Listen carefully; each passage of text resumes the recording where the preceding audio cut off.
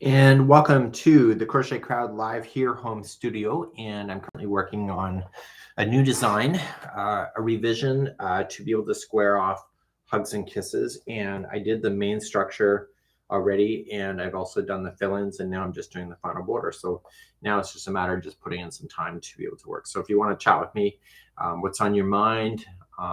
We hope everybody's doing good, and happy Tuesday to you today. So I'm just working my way through the design. And so I had 3 requests in the last 2 weeks to square off hugs and kisses. And I said, fine, I will finally figure it out. And now that I've gone through the exercise, I'm going to be able to figure out quite easily on the original. So the original, Ginny has us doing chevrons that are not equal on the edging for all 4 sides, so A, B, C, D. So I have to actually create 5 different designs to be able to fill that in. So we have MDL Crochet, you're in the house today, first up. And so I'm working on that. So Arrit, you're joining us today. It's nice to see your face again. And just kind of keeping out of trouble as much as I can. And I just been just working my way through the process of being able to do this design. So I've got lots of stuff in the works as we go. And if you want to chit chat or pull up a subject, Helen is off today, my fake assistant that answers phone calls when they come in. If you haven't joined us, the customer service calls are completely fabricated, but it's based on real stories that have happened. And I used to work in a call center at one time, so I'm kind of using some past experiences of what I wish I could have said compared to what I can, but because it's really nobody on the other line, I'm not worried about hurting anybody's feelings, right? With a little bit of sarcasm and a little bit of fun. So we have that in the house. So so Wanda, you're joining us today, and Christy and Tammy this morning or this afternoon. What time is it? It's 1:18 my time zone. And so I'm always up for new ideas, but it's just a matter of, how much time does one person really truly have, right? So yeah, so I enjoy making those shorts. They're kind of fun. They're kind of just sassy, and yeah, don't miss those call center days. I want to say, so where Schitt's Creek was awesome, 9:30 a.m. where I am today. Yeah, so I saw the they were on stage and they were making a mention how is it something O'Hara? Is her last name O'Hara? She always drags out her words, and I thought, God, that's kind of funny. So I kind of laughed a little more than I probably should have, but I did laugh, and I thought, that'd be fun for a short. Oh, so yeah. So did anybody see the new Beetlejuice movie? I got to see that. I don't know if I loved it. I liked it, but I don't know if I loved it. I was hoping for, I guess my ultimate dream, I was kind of hoping that they would have like a musical sequence that would be as iconic as the original. How they had the, hey, Mr. Tallyman calling me banana. So I was hoping for something like that in the movie, but it never happened. And I was kind of disappointed with that, but if that's the worst of my day, yeah. So we have Las Vegas in the house. Yeah. So MDL, you sound like a tutorial host. Okay, so we have Cecilia in the house and Jill Crookard. So it's kind of a neat way to be able to keep the tradition going on, I guess, with the younger generation, as you're kind of alluding to, Jill. And so it's still a good movie. I just didn't love it as much as I wanted to. So we decided to do that, and I don't do the movies that often, so because it's expensive. So there was some kind of talk though. Somebody apparently did a movie. You watch a movie and crochet at the same time, and they had a whole event. Where I live, I just don't know if I could pull something like that off. Yeah. So Gordon, you're in the house. Gordon, you made me laugh yesterday. What was it? You said something sarcastic. Oh, the drunken granny. So for those that are part of the membership, as you know, you get the videos in advance, the Journey members. And so there was a video released yesterday that the public will have on October 12th, I think it is, what is the drunken granny stitch, and so that will be out for the public. And so Gordon was mentioning yesterday about being drunk and actually crocheting, and I said that sounds like a plan to me. So yeah. So anyway, so I kind of working my way through there. Okay, so yeah. So Gordon is unfortunately at work. And I am working too. So I'm working through this design. I finally got, honestly, I'm allowed to be honest here. I kind of got sick and tired of people asking me to square off Hugs and Kisses. Jeannie and I talked about it many years ago, and she said, nope, just keep it as is. And so I put it off to the side, but then I've been getting a lot of requests lately to square it off. So I thought, and Jeannie kind of retired, so now I can just do it without asking permission. But she doesn't mind, I'm sure. So, and so I was here late last night in the studio. So I got to my point where I finished the main structure of the blanket. So I told Daniel I was going to come downstairs and just work on diagram format and how to square it up. And so I did that. And so, yeah. So if you're on Facebook, you would have seen some updates on that this morning, because that's what I was kind of working through. And yeah. So anyway, so the border, I have to make sure it's adjustable for this thing, or people are going to have a bird about that too. So I'm just saying equally spaced single crochet around the first time and go from there. So I'm not going to do anything to the border that is going to be elaborate, so it doesn't impede on the design, right? Because you've already put much effort into the design already. So this is the back, this is the front. So I used Karen Baby Cakes in a color called Candy Hearts. So that's why it's called the Hugs and Kisses Candy Hearts. So the Facebook page is under the same thing. Susan is under the Crochet Crowd, if you're looking for us there. And we also have a Makers Hangout on Facebook if you're ever looking for a group to hang out with. We restarted our group from scratch, and so we don't have a lot of members there, which is kind of what I want. Too many people can be complicated. So we started a brand new group called the Hangout, and so far, knock on wood, very little drama, like very little, which I'm really impressed by. And Wendy's maintaining that as well, so that's good. Yeah. So next week we're going to be going. Oh, Daniel's coming by. Next week we're going to be going by. Oh, I think I'm in trouble. He's looking at me. He's on the other side of the house. I gotta tell him he's alive before he walks in here, because he'll say, "Hey, bitch, what's going on?" Don't be an asshole. Okay, I'm broadcasting live. See, I told you would say that. Yeah. Why are you broadcasting live? I'm on Facebook. Or sorry, YouTube. Okay. Yeah. Can you go get coffee? Yes, I'm gonna get coffee, but I'm also gonna go to Home Depot. Oh, you're probably gonna do it. I'm gonna use your credit card. Pardon me? I gotta use your card. For Yeah, leather stripping. Home Depot. Okay. Which one? The business. Oh, okay. Okay. It's upstairs. Can you shut the door? Hello, it's like cold out. So mean. So they removed all the weather stripping when they painted the house. So. What? Okay. Yeah, see you later. Do you want me to order, or do you want to order? Order. You order. I'll let you know. Okay. You'll let me know? Yes, I'm gonna go to Home Depot first. Okay. Any extension cord? Anything else we need? No, I think that's it. Extension cord. See if you can find something that you can plug in so it doesn't get wet. Because you're eventually going to need something for the weather when it snows. Yeah. Okay. Okay. Don't let out the heat. Yep.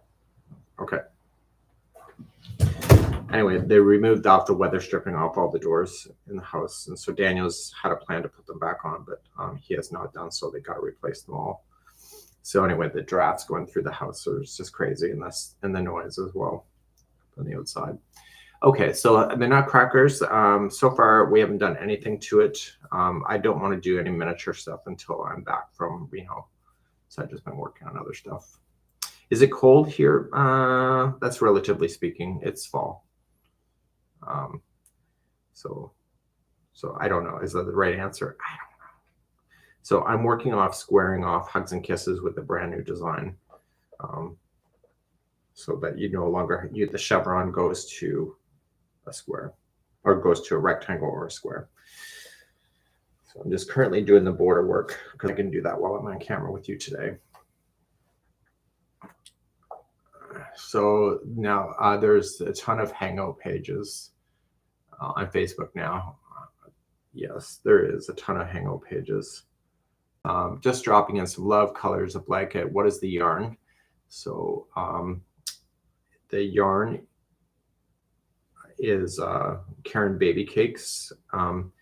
I'm not sure we ever had it locally here in Armichael's, but I picked it up, and so it only takes 3 balls of Karen Baby Cakes, and then I'm using Red Heart Super Saver to do off the final border in a solid soft white color.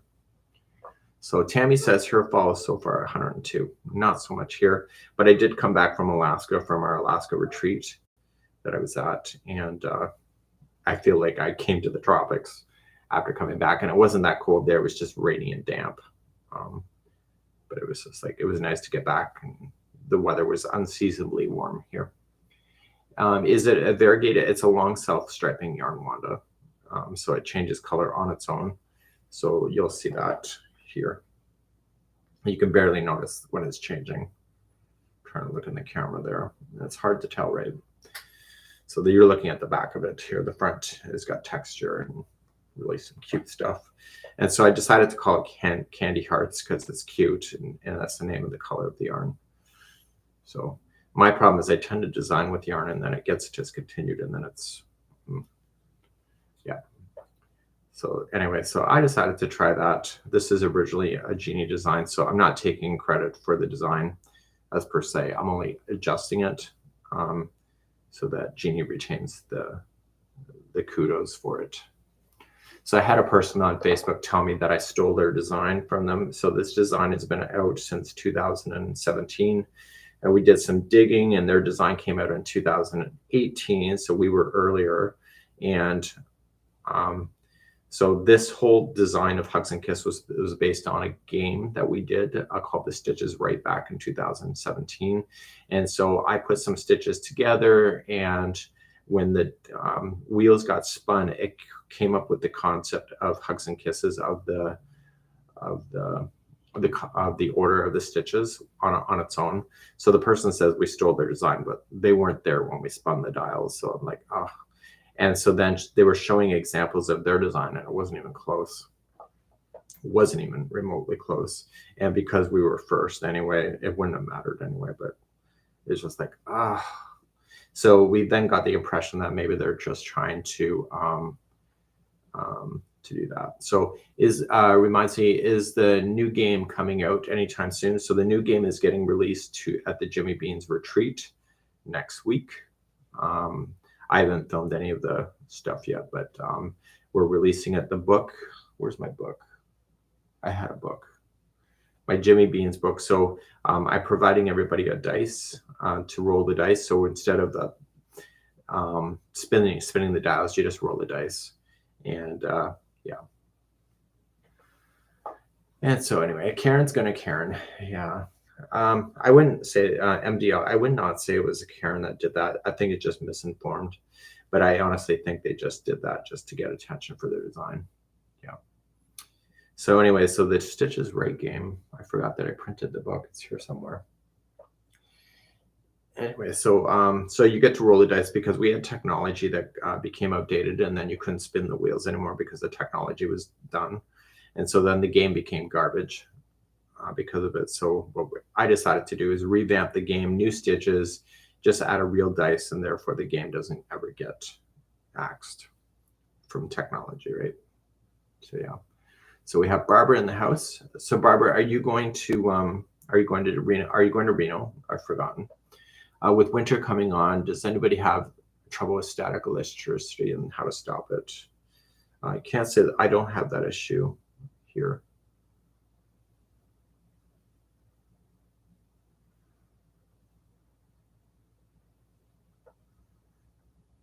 So yeah. So who is anybody in this chat going to Reno with me?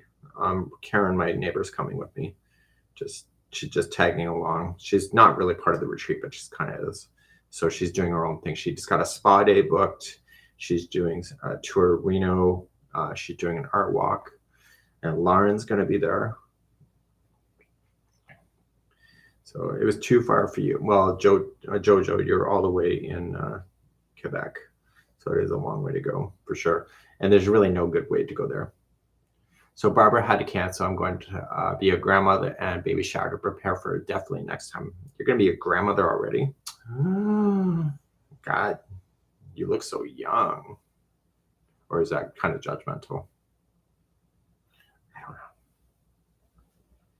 But Barbara, wasn't it you that handed over your meal to me because my meal sucked? Yeah. Yeah. Oh, in New Brunswick. Sorry about that, Jojo. I know you speak French, right? So I figured it was Quebec. Okay. Need to get a humidifier.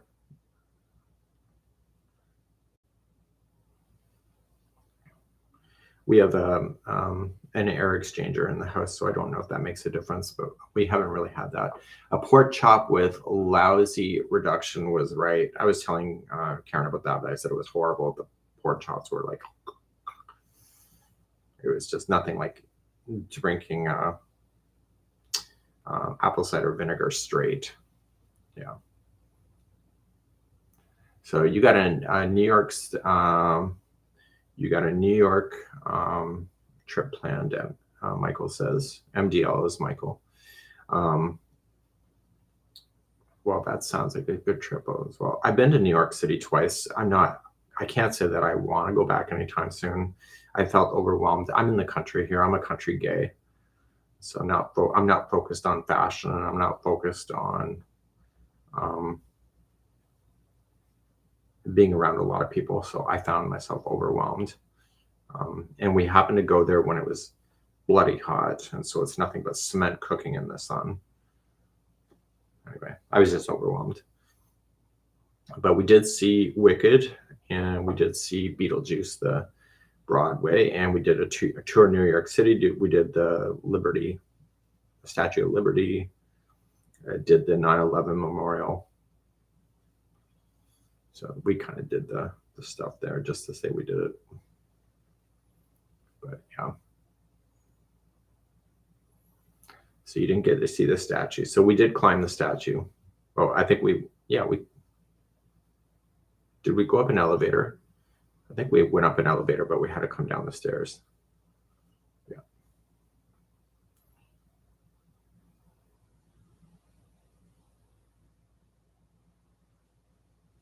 But I think in this current day and age, I think the 9/11 memorials, I think it's really still very much in people's minds. Because I think a lot of people, including myself, remember the moment all of that stuff was happening. I worked in a courier center when it happened, and the phones went dead, not because they were out of service, just they went dead. So anyway, so we had a radio playing on in the office, and they said that one of the buildings was hit in New York City. So anyway, we never had internet. Us in the call center were not allowed to have internet. So we didn't know what was going on. And so anyway, one of the owners, I think, came out and said, there's been a building that was hit in New York, and it's all over the news. And then when the second one hit, the phones absolutely went dead. And I worked in a call center, and it was like the earth just went still for like a week. So we just sat there all week in the call center waiting for courier calls and nothing. Because we couldn't ship anything, nothing was flying. So we couldn't get any of our packaging out if it went out through airfare. So it was quite something that week. So, and Wanda said her son died in the rebuild of the Pentagon. That is horrible. So I think a lot of people probably have, so I think a lot of people have memories from that moment of time because it's so etched in our memories. And I remember, so it was so I don't know, was that a Monday that it happened, or was it Tuesday? I remember going to wing nights with the guys, and we would have wing nights on Wednesdays. And one of the my friends, it was on playing on in the bar TV, and he says, "Can you believe this effing shit?" And I'm like, "Wow." And I said, "Well, tell me exactly what it is," because I never had TV. So the only time I ever heard about it was at work when the employees were talking about it. And so it was the first time that I had seen the airplanes hit was on the Wednesday at the bar. And my friend, Sheldon Sherman, he was just absolutely just floored. And I said, this is how bad it is. I said, is it a big deal? Because I wasn't aware of a lot of stuff because I never had TV and I didn't listen to radio or much. And he goes, this is a huge deal. He says, you're watching history. And I said, oh, okay. And so then I continued to eat my wings. But it wasn't until like later on that I realized how big of a deal it was. Because, yeah. So anyway, so that was kind of a perspective on that. I guess when you're not like you can be so reserved if you don't pay attention to the news or you don't have TV to know what's going on. Yeah. So anyway, so that's kind of what we have going on. My TV channel, the same image. It was horrible, says Jojo. My last partner apparently was in the US and went ahead, and then the border got shut down. And so they allowed him to come across into Canada, but he was not able to return. So he was stuck on the American side. And so my last partner, his biggest fear was something happening in the US or Canada and being stuck in the United States with a transport truck, because it happened once, but he was able to get home. So it was always kind of etched in his mind whether he'd get stuck crossing the border. But the border crossing is kind of what helped finish my career as a trucker, though. The amount of time you waste sitting at a border as a trucker was through the roof, and you're not paid for sitting and waiting. And so on the average week, I would sit at the border about 30 some odd hours for free, waiting for my shipment and the trailer to get cleared. And it was just an absolute nightmare. And I thought it was totally unfair. And so I'm like, you know what? This job is not for me. So it was just like done. Okay, so I've redesigned the Hugs and Kisses for those that are just joining us. And so I'm working on the final border so I can get everything together. I've already got some of the design out already. And so I had to look at originally Jeannie's pattern and to be able to determine what I need to do in order to get it squared off. And now that I've done the exercise, I realized that I can do her original as well. So I might do that if I'm feeling motivated enough, which I probably will. And so I'm going to have basically a redesign for her original and a brand new design for this.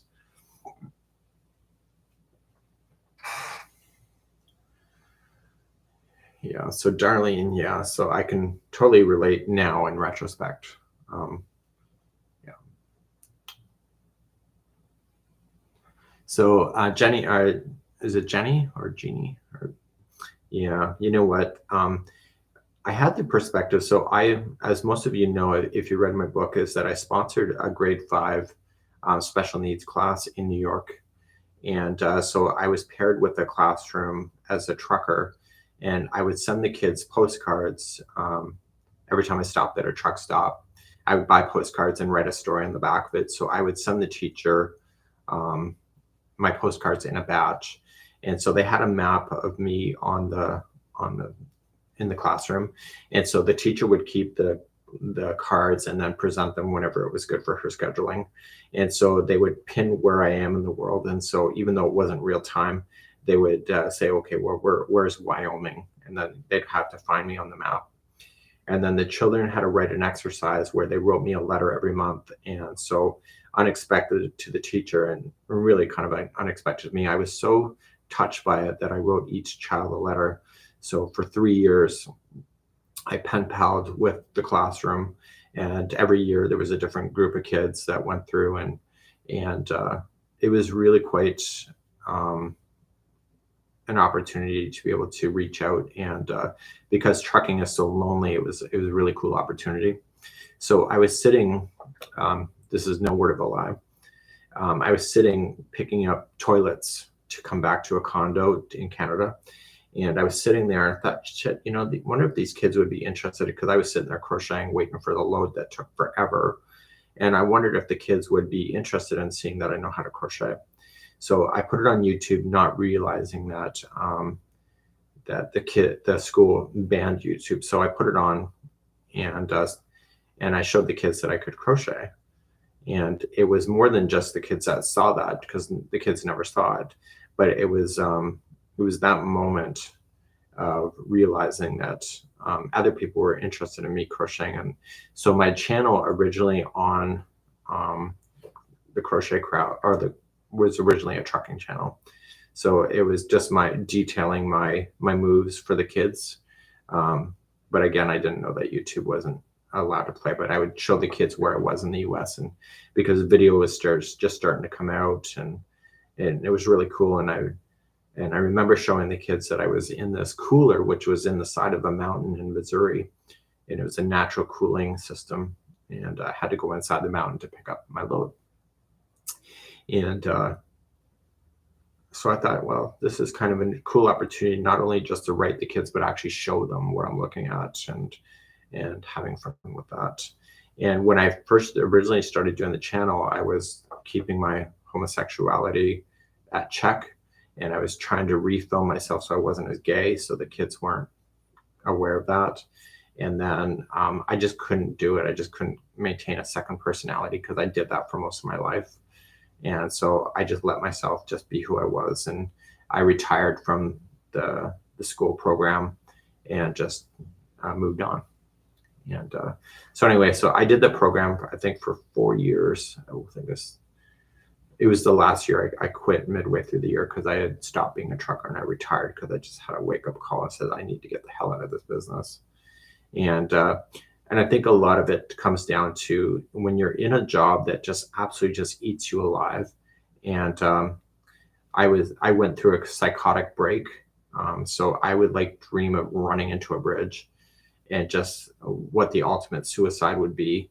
And I got to the point where I was a danger to myself, and I literally called my dispatch, and I was flipping out on the phone, and they told me just to sit still and to throw the keys out the window and put the seatbelt on and stay in the truck. And they sent emergency help to get me, and they took me directly to a psychotic, or to a mental ward in the hospital where I stayed, because I was just in a job where I was gay. I'm in a trucking field where it's all masculine men all trying to prove how good they are. And I was just in the wrong job. And I realized that, the crochet brings me balance, that maybe I can do something with crochet. And so I ended up going back into the office like I used to. So I enjoyed office work. And then from there, I continued with the crochet online, and this is where I am today.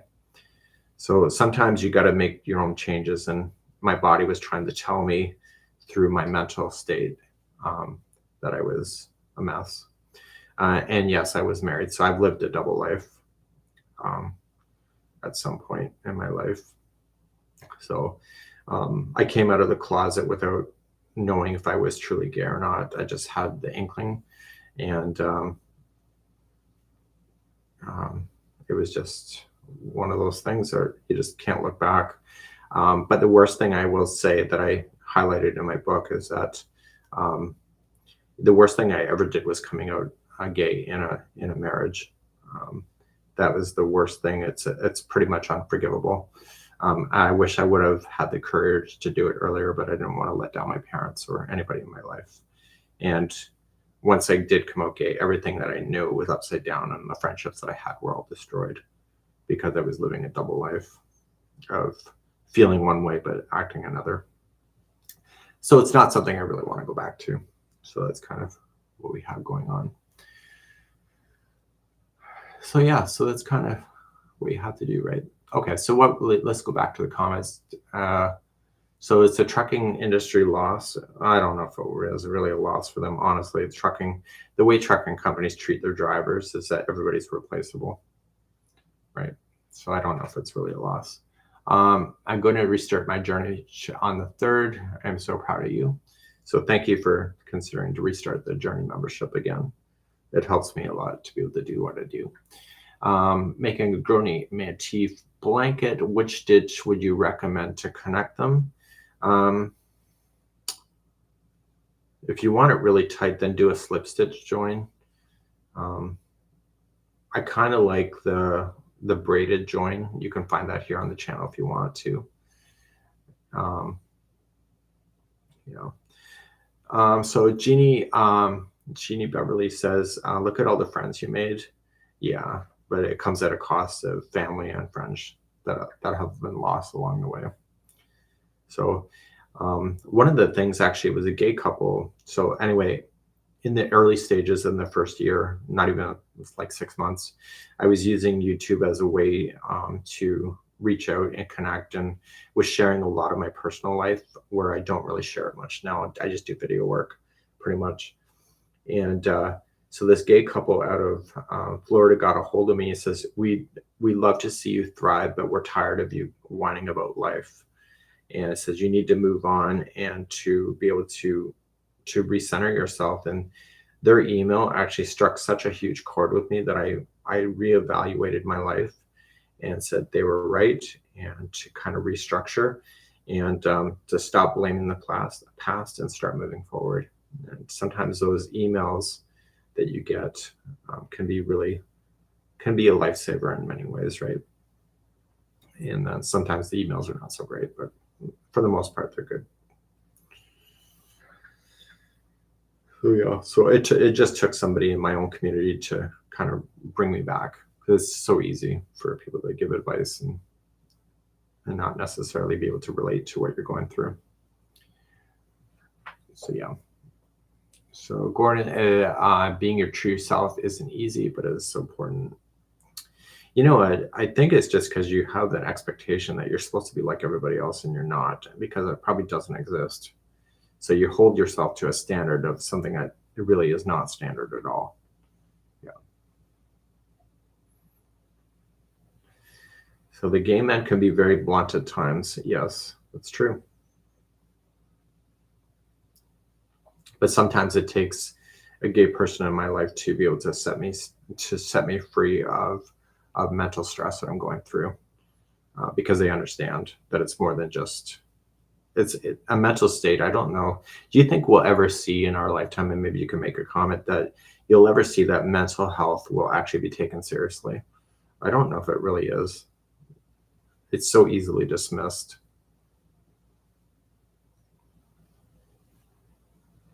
So yeah, so it's kind of.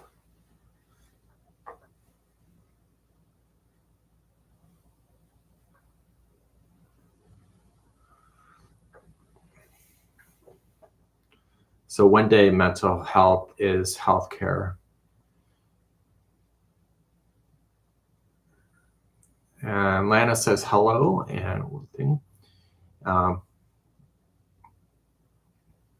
So maybe we need to be the change to make mental health care, from what you're seeing in the comments. Maybe it's us that makes the change to make it more serious. Most of you know Daniel's backstory. Lauren, you're 64. Oh my God, she looks so young. 64 is the new 32. Daniel's, most of you know Daniel's backstory. His mother was a paranoid schizophrenic, and anyway, held a loaded shotgun to his head when he was a teenager, and he ended up becoming the parent role of the two. Basically, the family just abandoned him and his mother to figure everything out on their own. And so Daniel is very triggered by the sound of guns and anything. But he said to get people to take his mother seriously, he would literally have to call 911 and tell them that his mother's threatening to kill him, so that they would put her back into the hospital and just keep her for observation. And so he said it was just always a problem. And it was the mother's priest, the Catholic priest, that told his mother that Daniel was gay before Daniel had a chance to. And so he arrived at the facility, and his mother was an absolute mess. and he doesn't understand why it's a mess. And she is just climbing the walls and she is screaming, and she thinks Daniel has horns on his head, the whole 9 yards. And so it was the priest that basically outed Daniel to his mother without him having an opportunity to tell her himself. And he was so angry. So Daniel is the same age as me, so he's actually 50. So so he ended up driving to the Catholic Church and finding the priest and ripping the guy a new asshole for doing that. And it's not for outing him, it's for like, she's not in a mental state to hear new information. And so anyway, he did that. So when she died, all of the money that was left over was to go to the church, and he was the power of attorney. He said, like, how I am. He says, I'm not giving anybody any money like that, where they literally put his mother into a paranoid state like that. So he was very adamant about that. But he did have a beautiful service for his mother. And so his service for his mother, so he gave everybody, what was it, daffodils, because she died in spring, and gave everybody daffodils. And at the end of the ceremony, when he was on stage, he asked everybody to hold up the daffodils above their head. And he reminded them that his mother is now in the ground looking up at the daffodils. And he said it was just the most touching thing with the music in the background, and being able to see from his mother's perspective of the underside of daffodils. And he said the service was just absolutely beautiful. Yeah, just a nice way to send his mother off. So she was in her early 60s. Yeah. So anyway, so that's kind of, yeah. So I never met his mother, no. So Daniel was not in a relationship for 8 years because his mother was priority one. And so he put his mother priority one. So I met Daniel about 6 months after his mother died. Yeah, because he was not ready to start anything new because his mother was priority. Yeah. Yeah. So anyway, so his mother had a series of strokes, and it was caused by the medication of the schizophrenia medication that was caused. So that they determined that at the end, but it was too late at that point.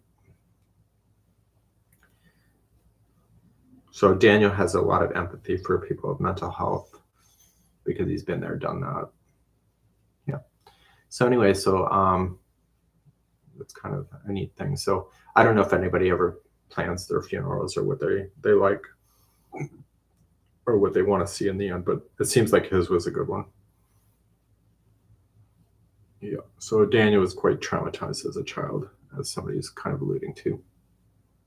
So Daniel's very much of a loner, to be honest. He doesn't need a lot of people around him. So he's very compartmentalized on who he lets get close to him, which I think for obvious reasons, that just makes a lot of sense, right? So, okay, so Sharon's sharing her mother was a manic depressive and spent 6 months in hospital where they gave her shock treatment. Yeah.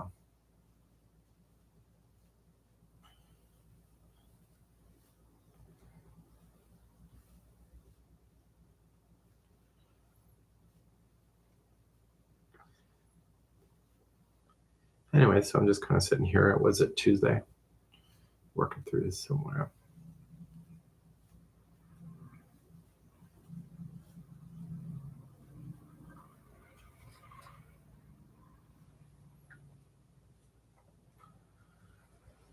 So in Nova Scotia, the Circle of Friends crochet and tea afternoons.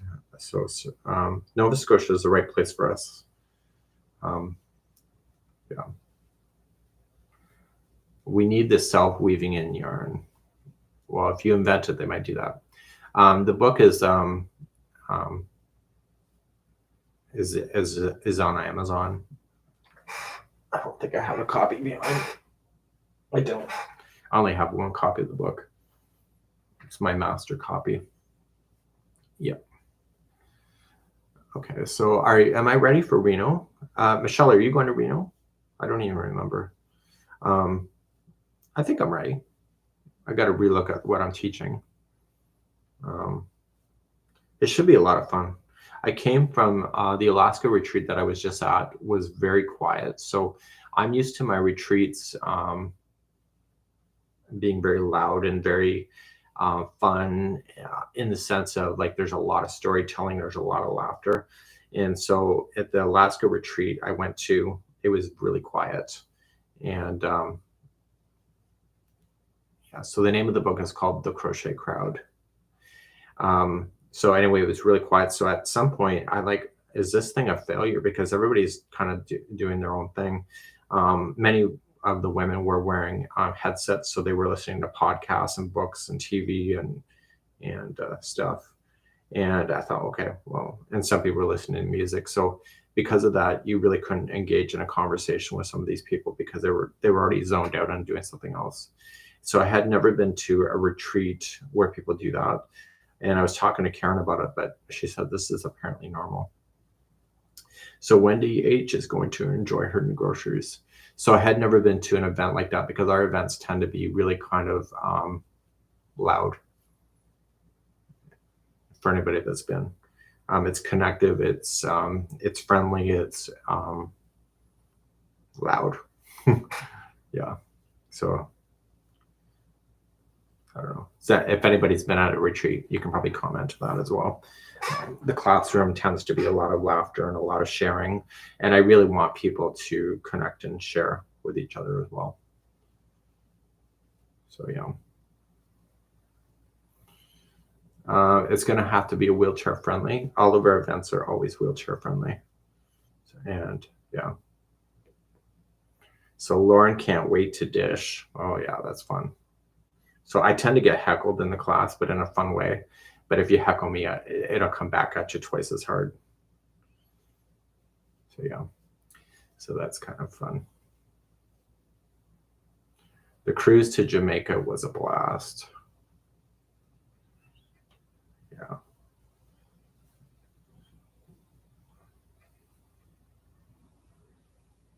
And I think Michelle Sanders that was here earlier. Yeah, she says her daughter says that I'm certifiable. And not in a good way either. She just looks so serious. Man, you're so certifiable. You know, so.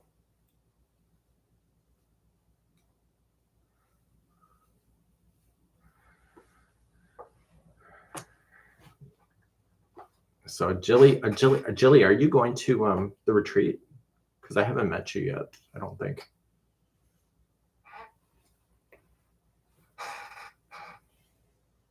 I haven't really looked at the list yet. And they oversold it too. Oh my God, I get to meet Jilly for the first time. Now you are from Wisconsin area, up there somewhere, right? Could be Michigan. Somewhere up there.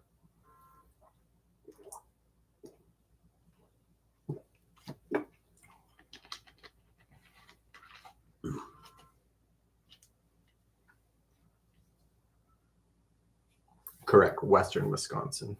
I don't know why I need that. I think you might have won a challenge one time. Yeah, that's why I do that. Yeah.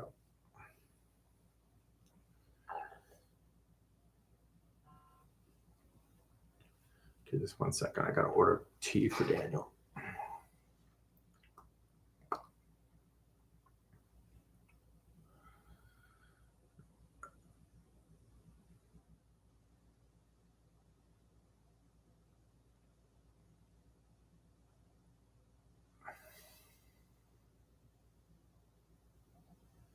Just stand by for a second, please.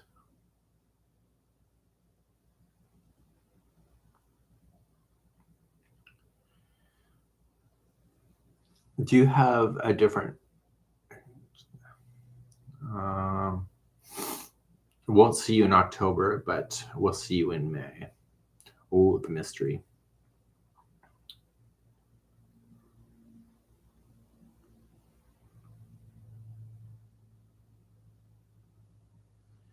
So Karen and I are, Cuba is a very cheap vacation. So Karen and I were talking about, I'm just ordering coffee for Daniel. We're talking about going to Cuba for a week. I think it's $1,200 for a week, which includes airfare. So I don't know.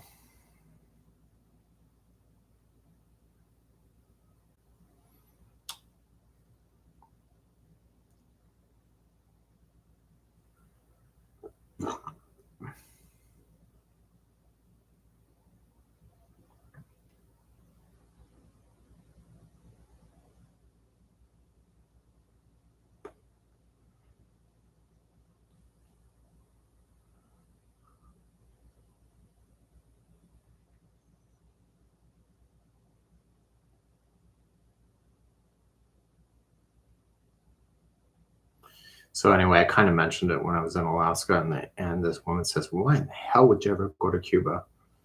And I'm like, "She can't go there because she's American." And I'm like, "Because it's beautiful and the people are wonderful."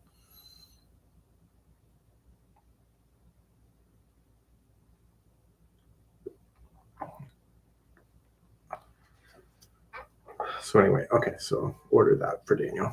Okay, so I got that done. So anyway, so we were kind of thinking about that. So how long have I been crocheting? Since I was 14, and I'm 51 now. So a few years. So Jeannie wants to go for the food, or Jenny wants to go for the food. Yeah. It's a beautiful vacation spot. It really, truly is. The diving is apparently incredible too. So anyway, Karen went last year and loved it. She went on her first diving expedition. So she's thinking about going diving, and I'm just thinking about hanging out and just designing on the beach. Yeah.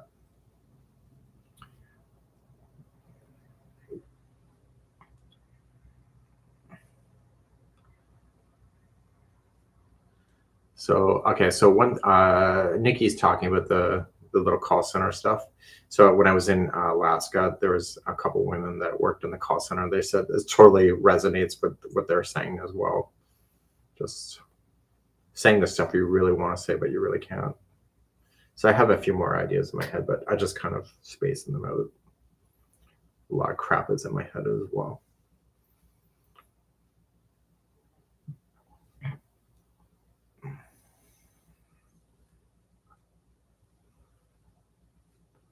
So we have Albert in the house today.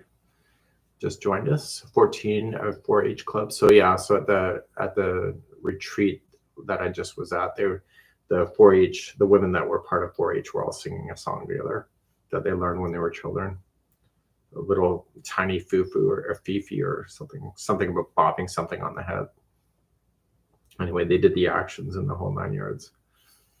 So anyway, I'm working on a new version of Hugs and Kisses with squaring up the design.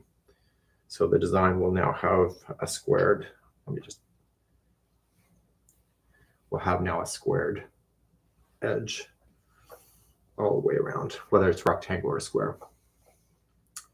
So we have Marie in the house, Ola in there. So Angela's little bunny foo-foo, that's what it was. So excited for a squared version. So now that I know how to do this, don't quote me because I'm probably going to do it. So this is the new blanket, Albert, that I was talking about on Facebook. So it's going to be, it's using Hugs and Kisses, Karen baby cakes. So it'll be a squared off blanket or a rectangle. So I had to figure out this piece right here because it's just a portion. I figured out the big one pretty easily. And then the other side also has a portion. And you have to maintain the right and the wrong sides. And so I guess that was the biggest challenge, if there was going to be a challenge at all. With my ends.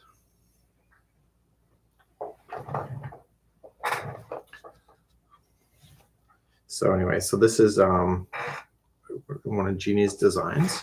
So I'm still giving her credit for the design. I just altered it a bit just to make it more squareable. But now that I said it, now that I figured out how to do it, I think I can do hers now, the original, if people wanted to do that. The other thing I wanted to maintain when I squared off, I wanted to maintain the actual texture. So the little pieces also have a bit of texture to it. Daniel just picked up my coffee.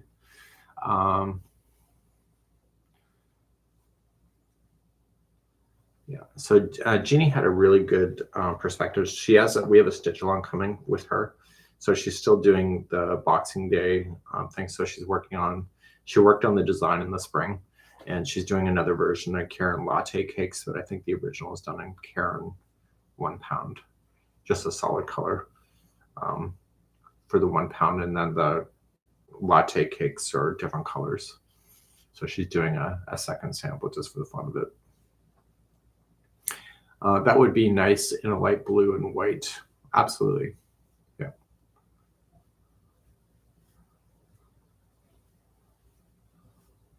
So Circle of Friends is asking, I've always avoided making those kind of blankets because they end up with more stitches. Why do you think that is? That sounds like a phone call. The Crochet Crowd, Michael speaking. Oh, your counts are off? Okay, why do you think that is? Huh. Have you tried clicking your heels together? Oh, because that will help you make magic come true. Yeah. How many fingers do you own? 10? Well, maybe you should have a design that doesn't use more than 10 fingers. Okay, yes, you can use your toes, so that'll get you up to 20. Uh-huh. Yeah, I don't know. You know, the other thing that you could do with these kind of blankets that we do, if you go wrong at any point, sometimes you just got to throw in an extra stitch here or do an extra 2 together here and just kind of get yourself back in balance. Oh no, I do that all the time.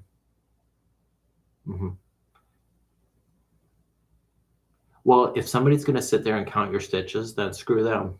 They don't deserve your creativity. That's right. Just take them off your Christmas list. Yeah, that's right. Yeah. So I would say fake it or make it. And don't be afraid to add in extra stitches if you're too short, or do a 2 together somewhere, and just to bring yourself back into balance. Right. No, I've done that on the sample that I'm working on right now too. Okay. Yeah. So let me know how that goes, and we'll talk to you soon. Okay. Bye-bye now. That would be my advice. Fake it or make it.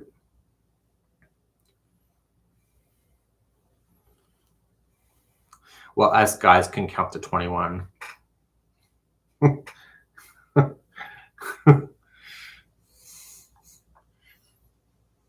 I almost said that, but you never know. Never knew who's on the other line. So Circle of Friends, make it or fake it. I had to do that a few times because I was getting lost. And yeah. Gordon, I knew that you'd be all over that humor. I knew it.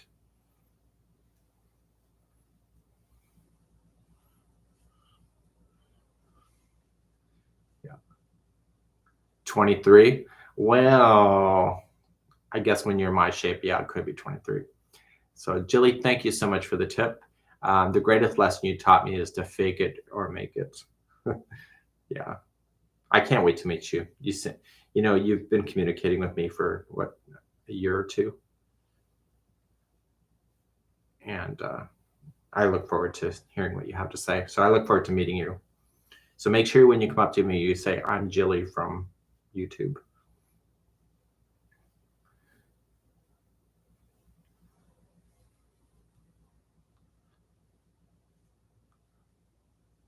Yeah.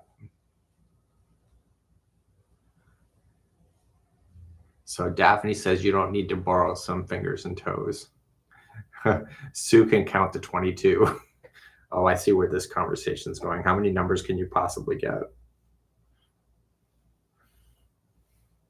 See what you made me start, honestly. And this is the thing about the crochet crowd events too, is that we tend to get a lot of people with that kind of humor where it can fly really easily. Whereas sometimes if you go into an established group and they're not used to that kind of humor, they're like, what is going on? Yeah.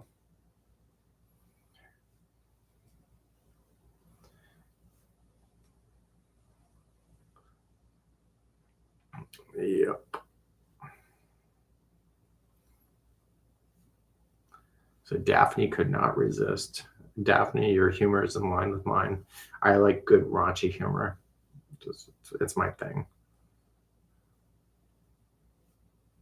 So we need to bring back humor into the world. The problem with humor is usually somebody has to get thrown under the bus for humor, or it has to be it has to be so relatable to make it funny. And it's like Lauren was talking about earlier. She's coming to Dish. Like, we're going to have stories to share. And it's usually what you laugh at is what you probably should not be laughing at.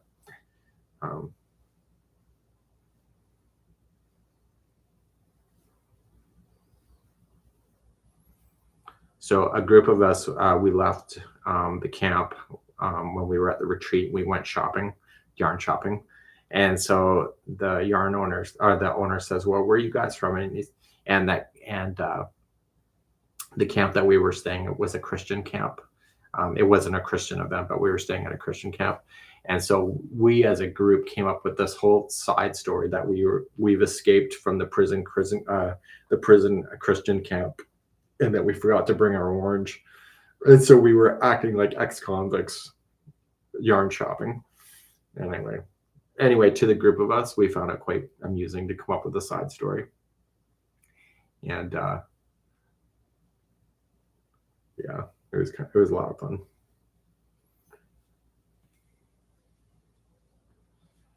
Yeah. Okay. Your short reels are the best. Well, I don't know if they're the best, but there's what you're getting. I'm addicted to those short reels of watching other people go. And some people really have the courage to really lay in the language and stuff. And I just don't want to go there. I don't want to go that far where every other word's the F word, because that's my normal self. So our retreats, crochet crowd events, or just cruises, Claire, they're both. We'll probably have another Jimmy Beans next year, but I haven't talked to Shannon yet about that. We won't talk until after this one's gone. But we usually start booking, I think, around January, if we do it again. So we're doing it right in Reno this time. Last time it was an hour out at Lake Tahoe. This one's right in Reno, so it's a lot more convenient, and it was cheaper to host, and it was cheaper for a ticket price too for people. So, yep. There's a hurricane gonna hit Tampa. Is that true? I didn't even know there was any hurricanes right now.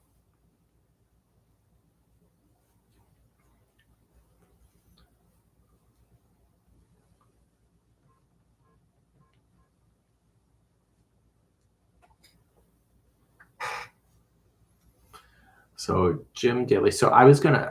So Jim is here. You know, one of the questions I was gonna ask in the short is that if YouTube hadn't existed, would you have picked up crochet? Because I don't know how much of the video world has actually created new crocheters, or would have it just died off if this kind of technology wasn't available? Hurricane Helen's gonna go through. Oh, my assistant's gonna go through. So how many events do we offer a year? I think it's maybe up to 2. I don't do very many because they're a lot of planning. But the events that we do are a bit higher end, meaning that we feed you, we house you. There's a program and there's some swag and a lot of stuff like that.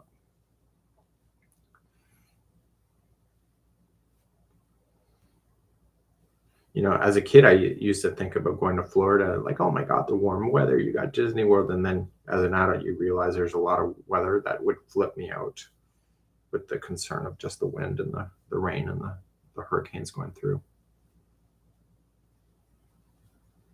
So Angela picked it up as a mental release. Well, you certainly needed it, Angela.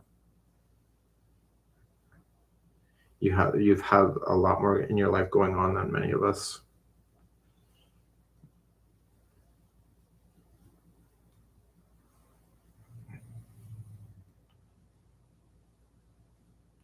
So Michelle Sanders has a really good point about how YouTube and video work has really showcased what you can do. Yeah. Love the blanket on the chair. So that's a free pattern that is called the Bean Cap Stitch. It was our last year's Jimmy Beans thing, and I just posted it last week for you to have. It's a free pattern.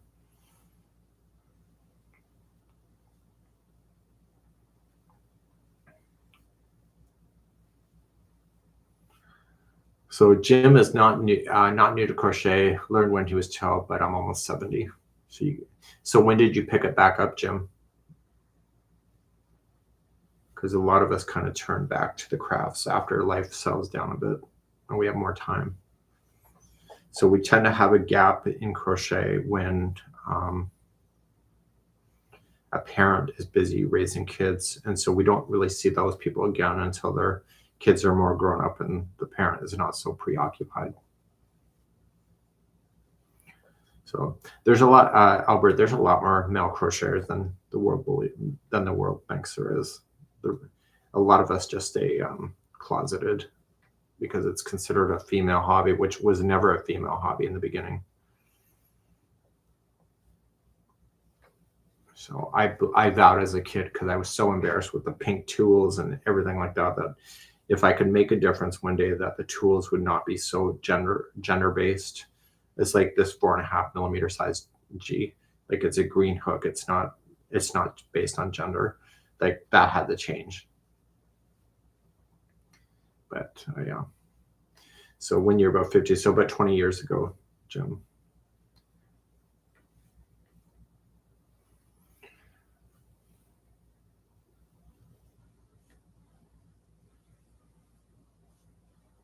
So Janet Perkle is back in the house today. Janet, did I see that you moved to Florida? Or was that you? I thought I saw that on my updates. It was either you and Anna Beningo. I think 2 different people moved to Florida. Yes, it was you.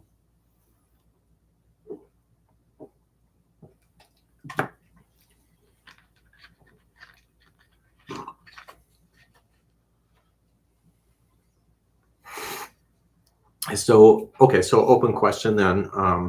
So what is the, where is the best place to crochet in your opinion? So describe your ideal crochet spot where you like to crochet. I like to crochet in front of the TV. It's relaxed. Usually the dog or the cat is sitting with me. It's quiet, except for the TV's on. So any place with a lot of natural light. I like crocheting better at Karen's house than I do my own. She's got a lot more natural light than we do.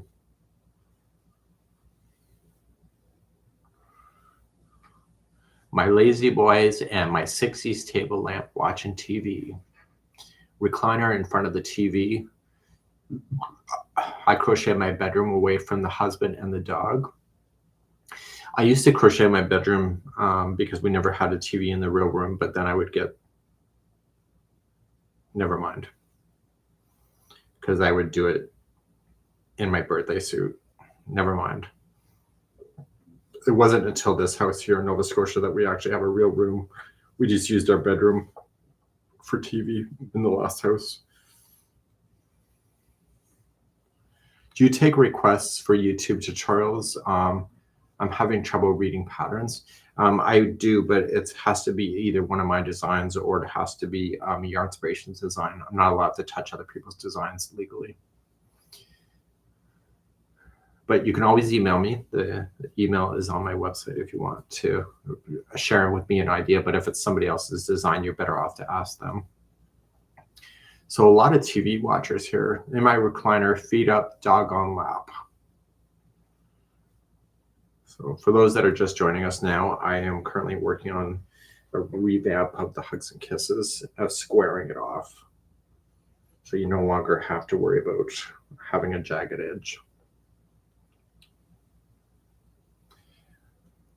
So crochet in any place I can put my legs up, or sore, not just her legs, her sore legs up. In a rocker on a desk.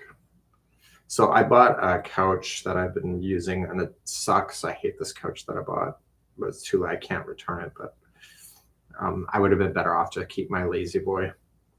I thought that the couch would be better because then the dog or cat can sit with me, which they do, but then it's not as comfortable as I was hoping that it would be.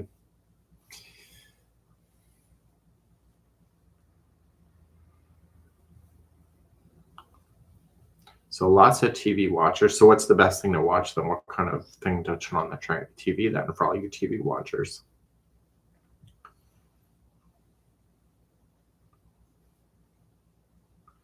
So I kind of gave up a couple of guilty pleasures. I'm no longer watching RuPaul. I'm kind of tired of it. So I have not watched any RuPaul at all. I saw Jimbo in theater earlier in the summer, and ever since I saw him, I don't want to ever watch another RuPaul. He was so good on stage that I feel like the show is not going to give me as much joy as he did on stage, even though he's from the RuPaul franchise. And then I also gave up Selling Sunset. So I have not watched that one because that's just trash. But I probably will watch it, but I won't like it. Anybody believe that shit? So Gordon says nothing that requires subtitles. Double-sized recliner, cats, YouTube, and a screen. Jilly, you got it all hooked up. We're going to a field trip to Jilly's house.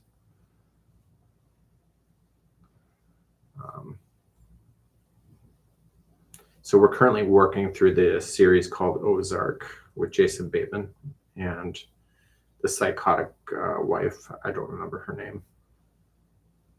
Anyway, so we just started watching that a few weeks back, and I don't know what season we're on, but my God, pretty gruesome.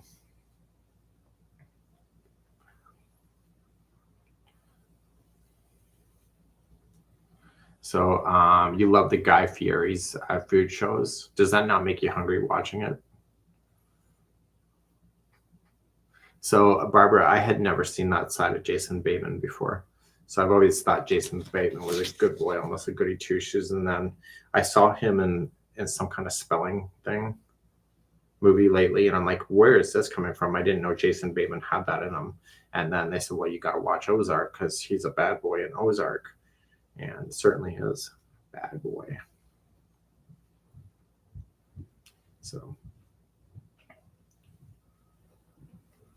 and then we just started watching Murders in the Building with Steve Martin and something short. I forget his name. Steve Martin and something short. Eugene Levy's in this one too.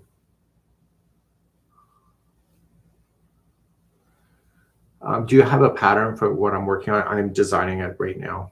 So I just, Darcia, I'm just doing the pattern now so I can take a photograph of it and then present you everything. So just join my channel. Thank you so much, Diane, for joining us here.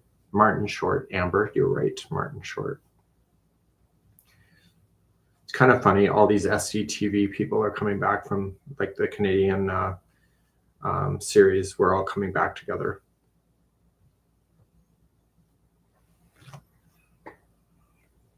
How do we get your patterns? Just go on to my website, thecrochetcrowd.com. Everything is free, pretty much.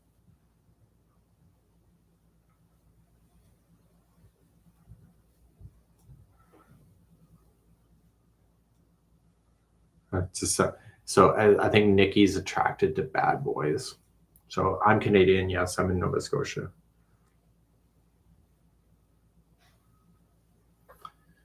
So I'm going to try to maximize my ball of yarn. So I'm going to go around again, because nobody likes wasted balls, right? Grabbing a bite to eat, saw that you were live. So Nightbird is joining us. Yeah. So Daphne's just slowing down a bit with the bad arm. Are you going to do a tutorial on how to square that off? Yes, that'll be on the plan at some point.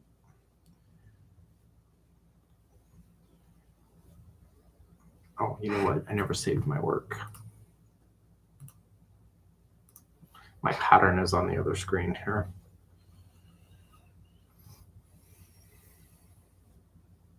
So Charlotte Cafe, or Crochet Cafe, is joining us today. I love that show, Martin Short. Any baubles or popcorns or puffs? These are baubles, but I changed the Jilly. Jeannie had 5 double crochet baubles. I changed it down to 4. Did I take a design course to learn to design? No. You just basically watch, and then whatever you want to do, you just do it. And then it took me years to learn how to write a pattern, though. That has been a steep up climb, and then took many more years. It took a good 5 years to learn how to draw the crochet diagrams professionally. That was a huge undertaking. And so I had learned most of everything, but I took a workshop with Edie Ekman, and she filled in the gaps of stuff I just didn't clue in on, which then kind of completed my journey. And so once I did her course, I realized I can call myself a designer, because I couldn't do that, because I'm like, I got a lot to learn. And I will be right back in just a moment. Daniel is back, so my tea is back. And I'm just going to grab my tea, and I'll be right back in just a few moments. So after these messages, I'll be right back. Stay tuned.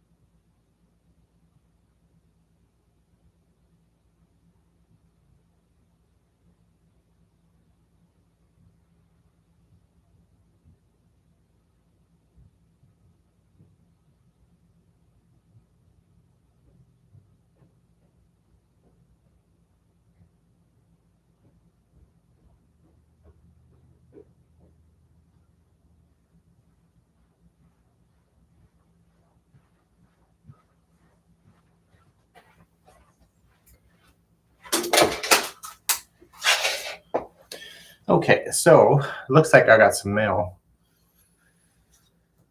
Daniel went to the mailbox. We don't have home delivery here.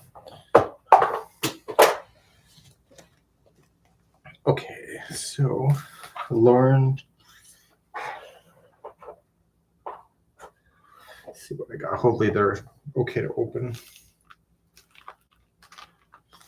Okay, $46 to ship this to me. Okay, Lauren. Oh, Lauren. Okay, see what's in the package. Anybody want to see what's in a package? Lauren's here on the chat right now, actually.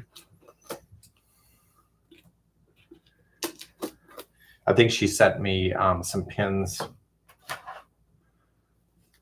The slate blue blanket behind you. I like this. So that is called the bean cap stitch. Is available on our website. And Lauren loves her tape.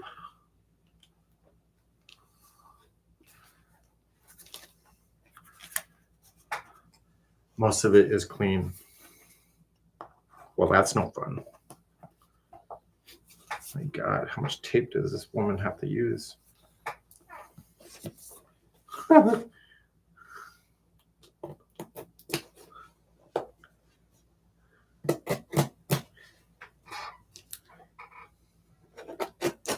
You know, I should be opening at like a hot day where you rip off somebody's knickers.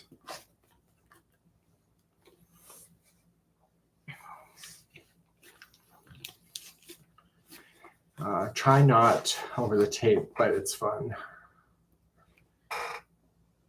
Okay, I take your word for it. I don't even know where to stick it. My scissors.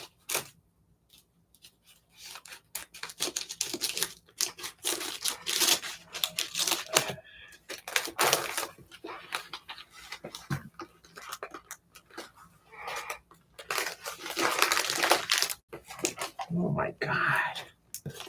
She clearly doesn't want me to have this. So you're starting on the clues homework. Are we swapping? Janet, if you want to swap, I'm thinking about maybe making that a thing. I'm thinking that's pretty confident we can do that.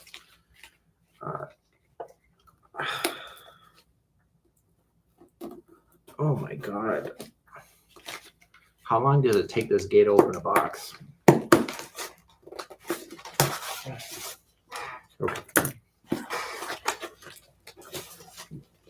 Oh my God, it still doesn't want to open.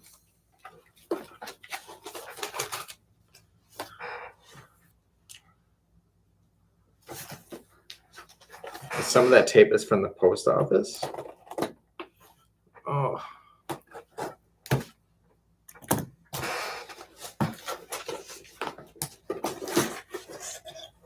Okay, there's padding. Oh, there's a letter.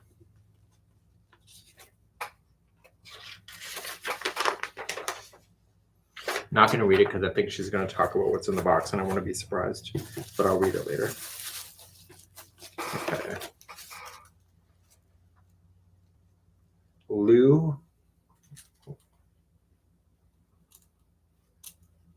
What is that? Ooh, she gave me a crochet felted. Is it felted? What is it? It's a felted crochet case. Look at that. Now that's what I need. I think for the stitch marker, so I can put my favorite. Oh, these are my favorite hooks. Look at that. Fun. Oh my God, I barely recognize these crochet hooks. They're not stained. Fun. Now this is awesome. Awesome. And it's nice and compact too. And I love the pin section because I always kind of worry about stabbing myself with these. So that's a cool gift. Okay, so we'll put that behind me. Okay, there's more.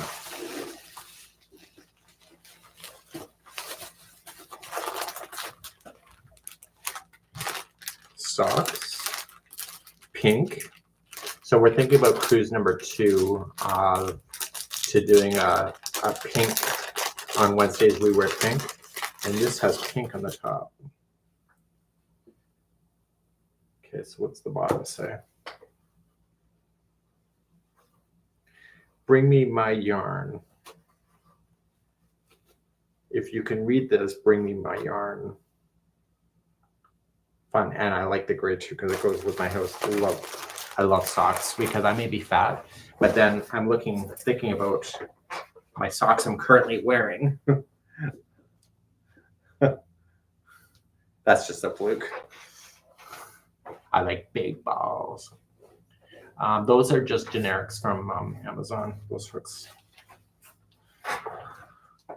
Okay, so what else do we got? There's more.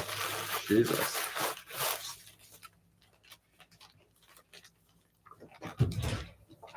Okay. Lauren from got me some gifts. Oh, that's nice. Yeah. She got me bring me my yarn socks. Be jealous. Okay, so I got a yarn tote. I like big balls and I cannot lie. That goes with my socks.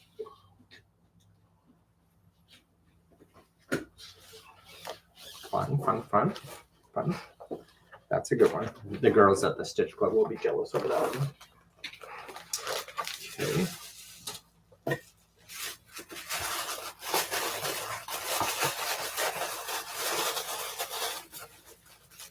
I need your scissors. Oh. Thank you.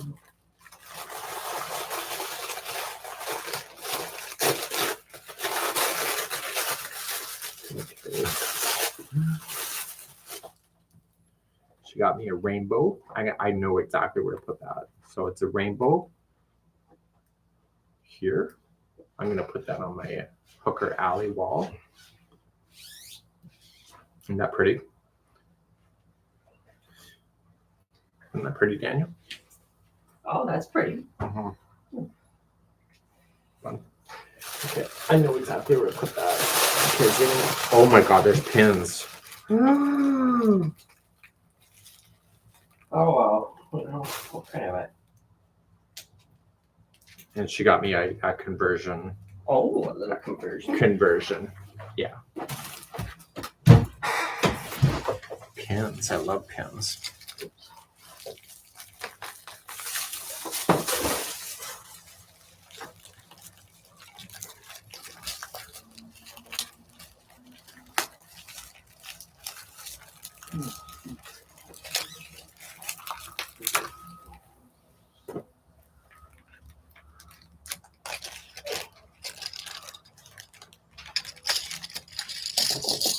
Okay. Too legit to knit. Might be true. Let's see that one. I make string pretty. I make string pretty. Mm-hmm.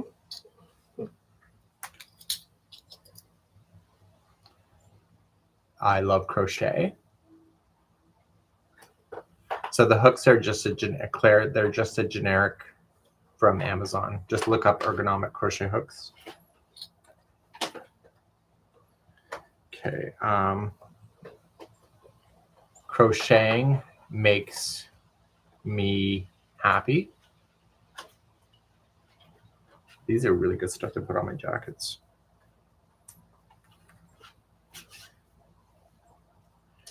Crazy crocheter is if I needed a label for that. That's just automatic. Okay, and then what else we got? Hookers do it with one hand. Oh, sorry. That'll wake up Michael, possibly Gordon too. Hookers do it with one hand. Shh, I'm counting. That one's a definite thing. And naughty hooker. So MD, I say Michael did wake up. Happy hooker. Can you reach up there? A little. Do you want me to help you? But yeah. Okay, just hang on a second. He's putting up my door drop stuff. Just slide her in. There's a little groove in there.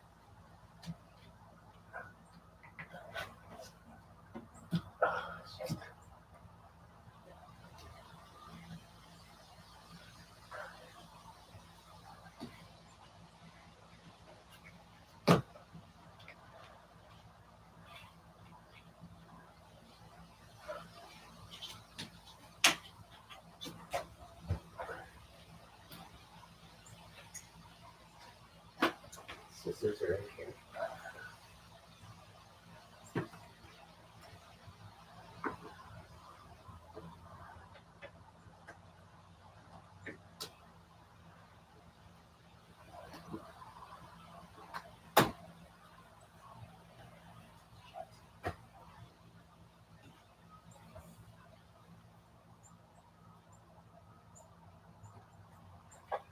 Great, thank you. That's it. I guess that's mine. Or is that yours? What's that? Good. I think so. I don't know if there's one in here. Do you think there's one? Yeah, I think there is one for this. Oh, there is. Yeah. Okay. Okay, I'll do that, yeah. I'd like to back it black. Yeah. Is that planned? Was that planned? What? Was that planned? Totally. Oh, yeah, please. So one more. Sorry, putting on my drop blockers. Apologies. Did he mention the name of the blanket on the chair? Yes. And Lauren, thank you so much. I will read this in a bit. Put that especially there. And my socks. Okay, so I got something else that came in. I don't know if you ever get crochet or Amazonnesia. And Lauren, I look forward to seeing you soon, like next week.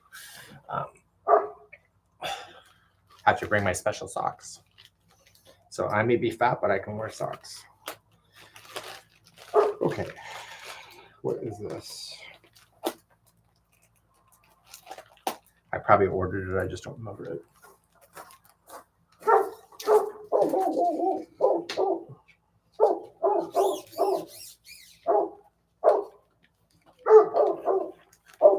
Thanks for doing that.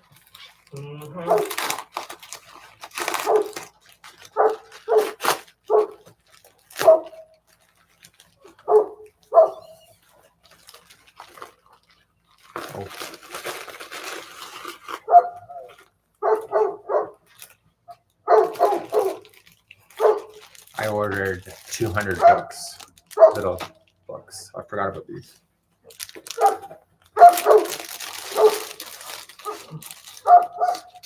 Scissors. Thanks. Salty pie. So anyway, the 200 books are so cheap to make. Or sorry, it's cheap to order. And they all have different covers.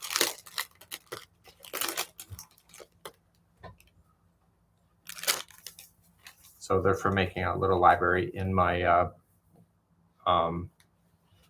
miniatures. So that's wicked.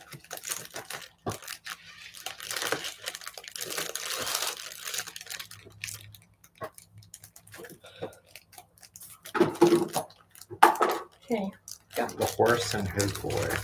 Okay, thanks. And they have the UPC codes on the back too. Silence of the Lambs.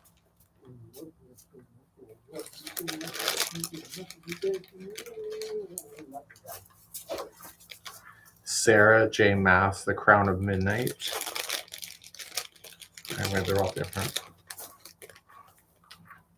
A Murder of Quality by John Le Carre.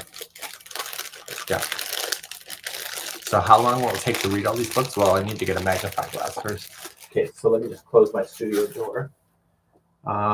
Do you build miniature houses? Yes, that's my sub-hobby. This here is my miniature. It's my bedroom as a child, right here.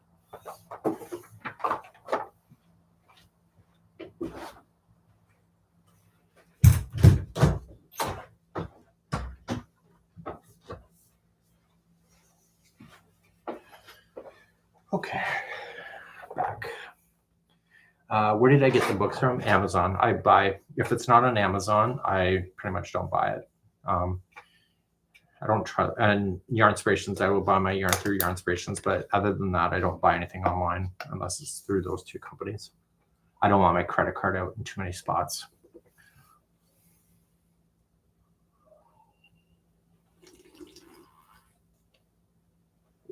So my bedroom, my childhood bedroom, we grew up pretty poor that you could see the insulation through the walls and stuff like that.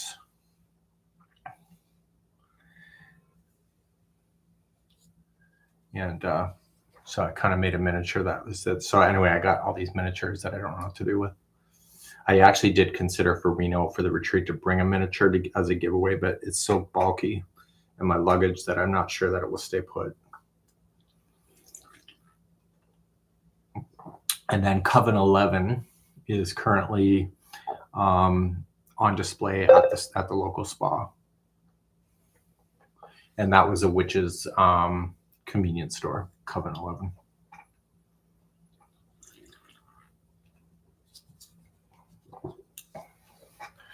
Okay, let me pull my crochet project up. So I got all these gifts. Fun.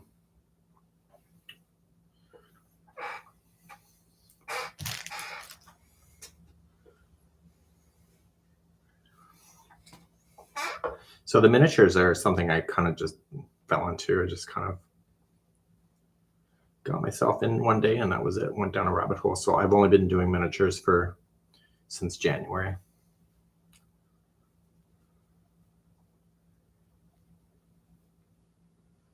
Just thinking, I think I'm gonna just do one more row of double crochet and call it quits.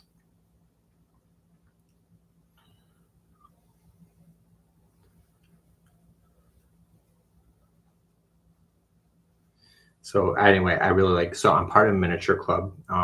So where I live is very creative. So there's always something going on. We have a university in the next town. So always a lot of creativity. We have a lot of foreign kids here and a lot of people from out of province. And they help keep the area alive with ideas. And so anyway, with that comes a lot of the excitement that they draw. And so I love the area for that. So I'm part of the miniature club that is on the first Sunday of every month. So I'm missing it because I'm in Reno this coming week. Or not this weekend, but next. So I'm going to be missing that, but I am taking a miniature pottery wheel course. So the pottery is about yay tall, and you do turn it on a wheel. So if you ever look up miniature pottery on YouTube, you can see people making miniature pottery on the little turning wheels that are really, really small. And so I'm taking a course on how that's done. So I'm currently just reviving, for those that are joining us, I'm reviving the Hugs and Kisses blanket with a new squared off edge so that you have a flat edge. So apparently people don't like jagged edges. To me, it's not a deal breaker, but yeah. And some people really don't like round blankets either because they want it squared off, but then I like round blankets, so it's kind of a catch-22.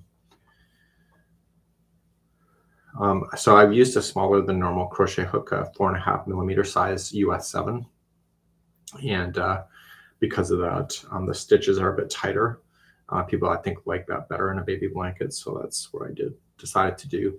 And this blanket will also be available in multiple sizes up to king size, as well as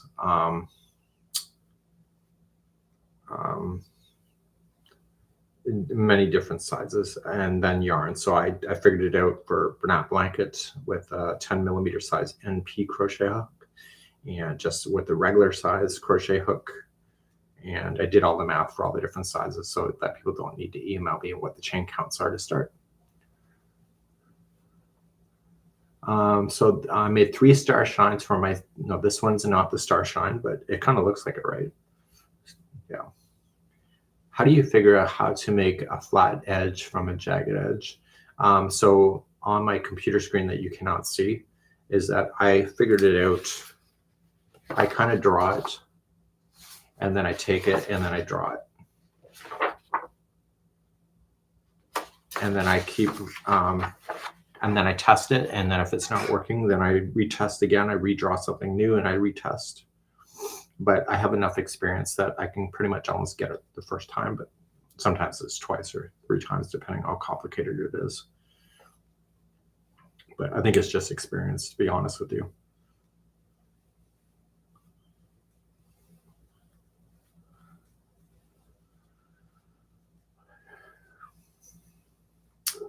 Which one of those pins am I going to put on my jacket?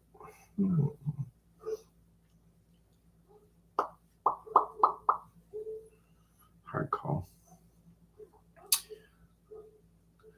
your magic. So the other thing that I'm working on, I have 5 more designs.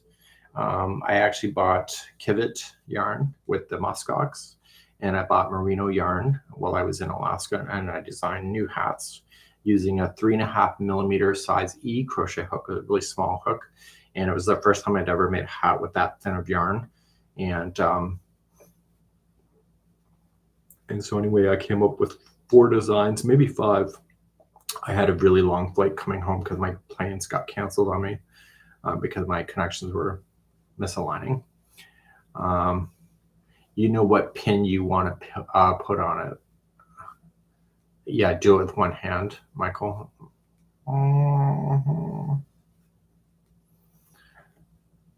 You're sounding a little sassy. I like it.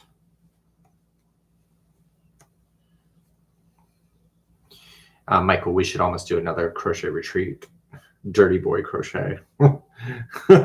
Watch, we end up with all these homosexuals that are just there for the dirtiness, but realize that we're actually going to crochet.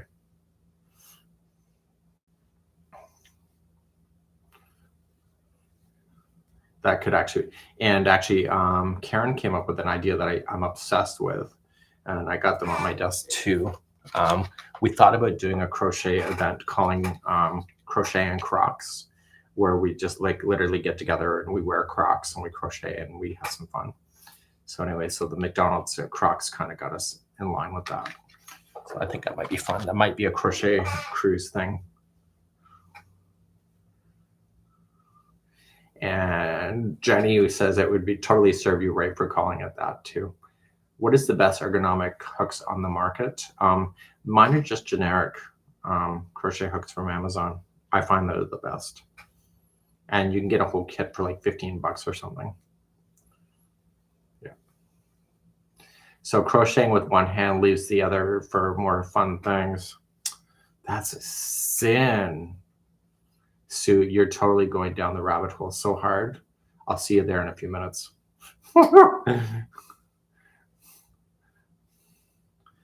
Michael, you better start the fire. Stu's about to hit that bottom of the wall real soon. Get it all warm and toasty for her. As long as it's not crochet, Crocs, and socks. Yeah.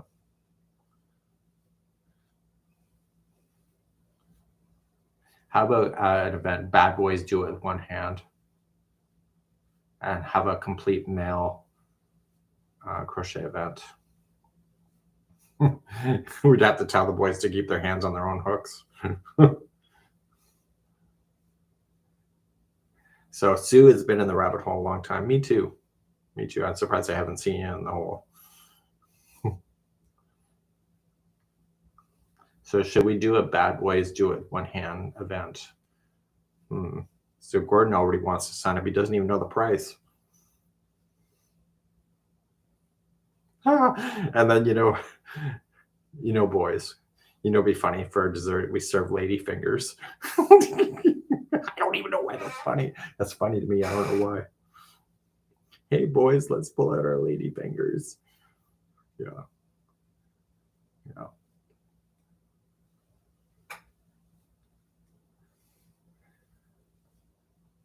And the rubber, so Sarah bought a whole set and the rubber rubbed off. Really? I've had these for a long time. What about us bad girls? I did know a crocheter where she crochets nude. And so she takes a photo of herself and she hides behind her work, but you can tell she's basically wearing her birthday suit. So we had to get her to stop posting on the Crochet Crowd Stitch social because sometimes she was letting stuff peek through. She wasn't editing her photos to make sure that everything was hidden. And I didn't want to get in trouble for that kind of channel. Even though I can handle it, I just, yeah.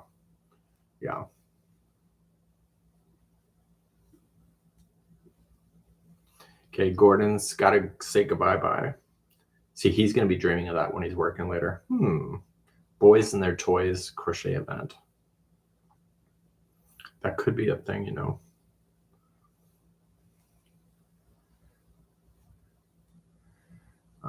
Just ordered dots hooks. Does anybody know about those? No, I don't know anything about those.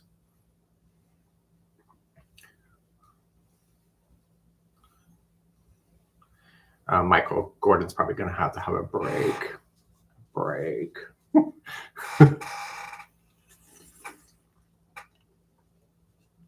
I know. Now we're talking about boys crochet events and all the girls are like dashing. Jesus.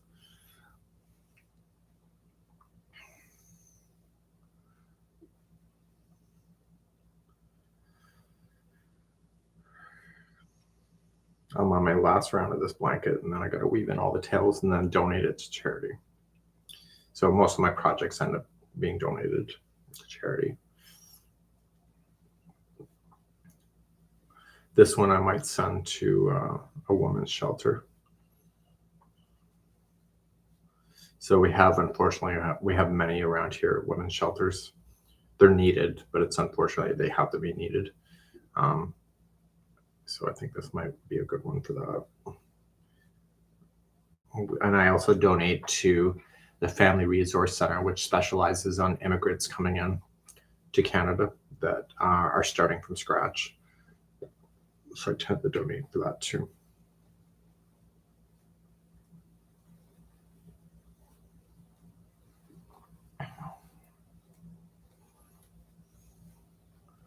The wonky square Afghans love the pattern. So I like a longer hook too.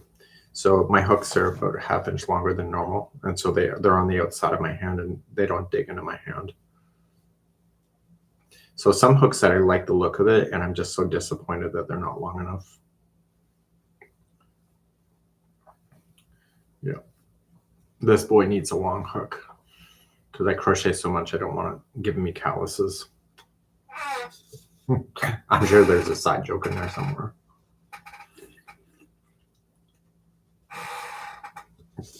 But I used to have these wicked calluses right in the palm from the smaller hooks, from the regular size hooks, so I needed a longer hook.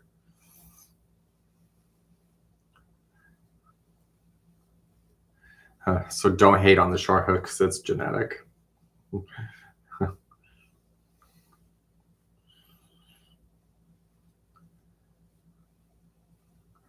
Where are your 4 children? Puppy Dog and Salty are probably with Daniel.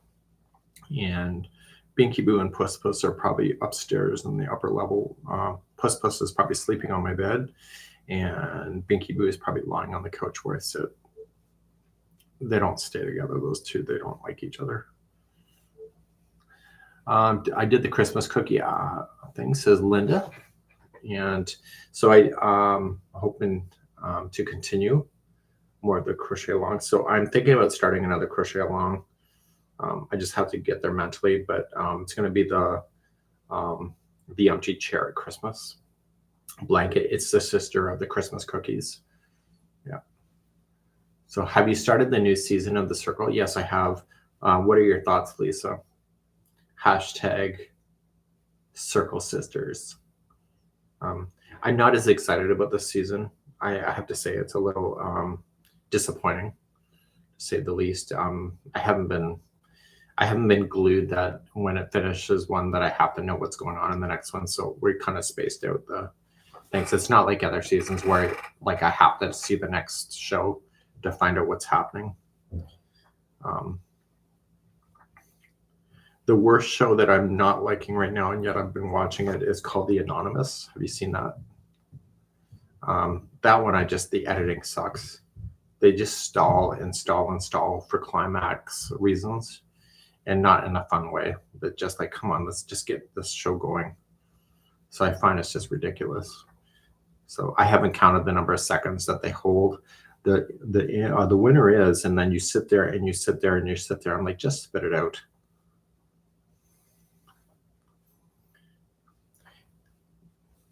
So has anybody seen that show? I don't know. It's on Netflix, Canada.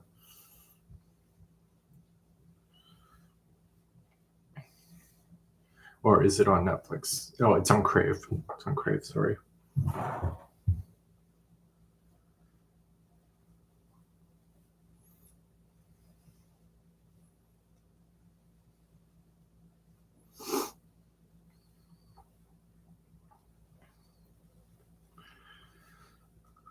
So Lisa, any thoughts? What's your thoughts on the circle?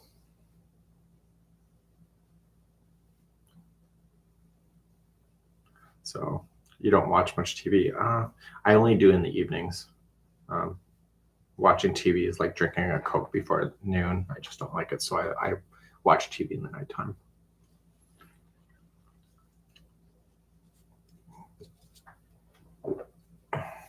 But I don't go to bed until about midnight. And I'm usually sitting there crocheting something.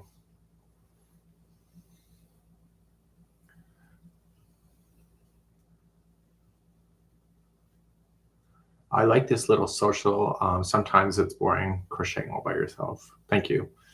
Do you find it hard to stay interested when you crochet a project that's all the same color? Absolutely, Jeannie or Jean. Hate it so much. I have to have it change color or I just go ballistic. My mental state cannot handle it. I use the color kind of like as a milestone. Okay, I'm going to get this color done and then I'm going to go to bed, and then I get that color done and then I'm like, okay, maybe I'll just do one more color and then I'll go to bed, and I milestone myself through it the whole thing. But yeah.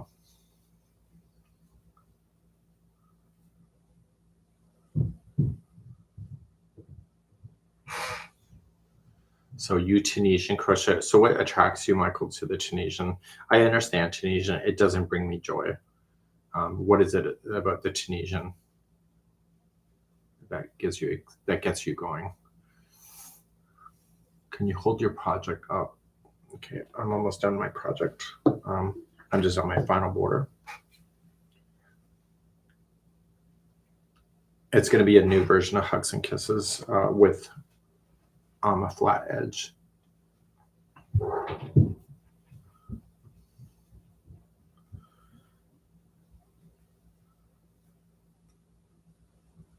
So Lisa's got back to me. So the characters are not as appealing. I agree. With that, Lisa. There's something wrong with the characters. They're just they're not exciting me. If one gets booted, I don't care. So Lisa said bad editing can ruin everything. Yeah. Will this be too hard for a newbie? I don't think so. I think that anybody's capable if you're set your mind to it, but we'll get those tutorials ready. Oh, Wendy's finally. They are not great at the drama. We see more drama at a crochet event than we do on that show. And we don't even like that kind of drama, Wendy, but we love it. How long did it take you to get to the point of crocheting without having to look? So Claire, I had some advice given to me. So I had to stare at my stuff. And then I met this woman, and she's dead now, but it was Phyllis, the yarn lady, and I said, how do you look up? Because she could just click, click, click, click, click, and just fine. And she said, when the hook matches the yarn, you should be able to look up. And she goes, you need to find something on TV where you find yourself looking up more and more, and your hands are still moving, and you realize that you're actually crocheting without staring at it. So a good TV show can distract you as long as your hands keep moving. But if the hook matches the yarn, as far as like the tension and the size of the hook, she said it's a world of difference, and that changed my world. My mom taught me how to crochet using a 10mm size NP crochet hook with 4-ply medium weight yarn, which is way too small for that hook. And because of that, I could never look away because the hook's not matching the yarn. And yeah. Do you have an idea on how much yarn needed for this sample? Yes, it was 3 balls of Cairn baby cakes. And the color was called Candy Hearts, and 1 ball of Red Heart Super Saver. And if you want that information, it's not written yet, but most of the pattern is available on our website already, called the Hugs and Kisses Candy Heart Blanket. So there's a big leg on the comments today. So yeah, so anyway, I did a gauge check last night as well, because I used a smaller than normal crochet hook for this yarn to make the stitches tight. You know.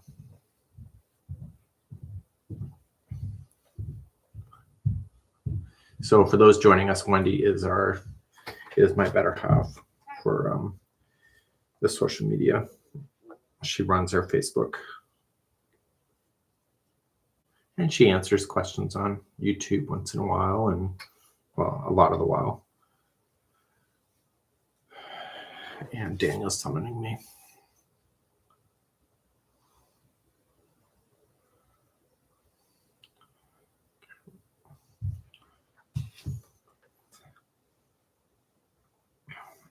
He wants me to do something, but I want to get this row done. No one says tight better than me. There's some words that just make me sound slutty. Tight. And you know what else, Lauren, that makes me sound slutty? I don't even know why. Zipper. I can't even say that word without laughing. I'm here to buy a zipper. Yeah. So Ollie says hello from Kansas in the house. Yeah.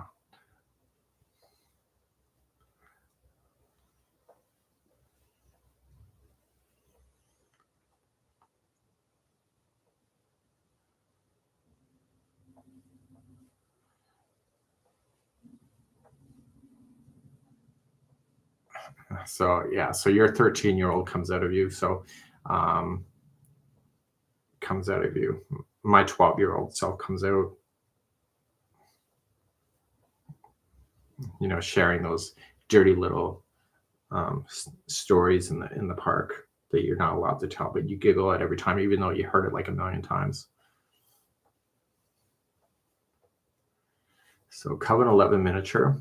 I don't know if I would survive getting all the way shipped down to the south there, Angela. But I will keep you in mind. I don't know if I'll ever sell it or I'll just give it away. But it may be local if I do that, but I have no plans at this time. It's not here, it's at the spa.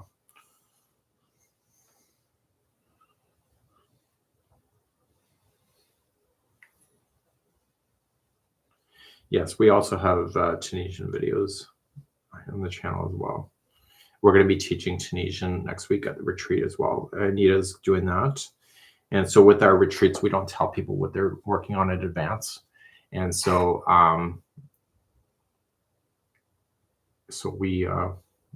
they kind of just show up and get surprised. And then we give them a ball sack of yarn, you know, and we just have fun. And then if people want to work on our stuff, great. If they want to use the yarn for something else, then great. Because does this look worried? No. So, and entrelac. So we have entrelac crochet as well. Actually, I want to refilm one of the other entrelacs. There's a new pattern out. 3 pallets of goodies for the retreaters. Is it 3 pallets? I think it was quite a bit this time. Wendy, I think there's just like 120 retreaters this time.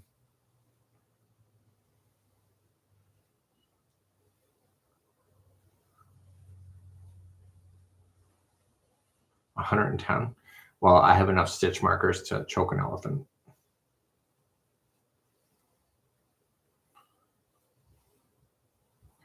Three jester bags. That's a lot.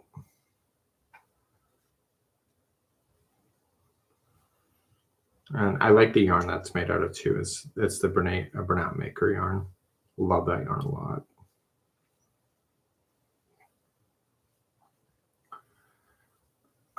Is the pattern, so some of the pattern's already written, yes, Sarah. It's called the Hugs and Kisses Candy Hearts. That's what I'm working on. It's in process. So what I did by accident, I put a notice here on YouTube that because the Journey members have access to information, I thought I was updating the Journey members saying, here's the free pattern notes and whatever. And I accidentally made it live to everybody because I was an idiot. And then I realized that once it happened, the cat was out of the bag. And so then I left it because I made that mistake. I just left it live. So the pattern is in process. So some of the Journey members have been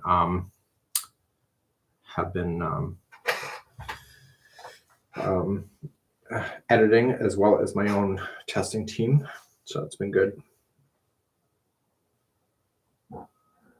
And so Wendy got a hold of me And when did I do that? I was tired and I was exhausted. It was because last week I had like the worst jet lag ever that came back from Alaska. It was horrible. Just horrible. It's probably the worst. It took me a good week to get that out of my system. But I was staying up until like 4 a.m. crocheting because I'm an idiot. Instead of going to bed and forcing myself to get back in this time zone. But there was a 5-hour time difference between where I was and compared to where I am now. So I have a hard time traveling east on the plane. Going west, not a problem. Going east, problem.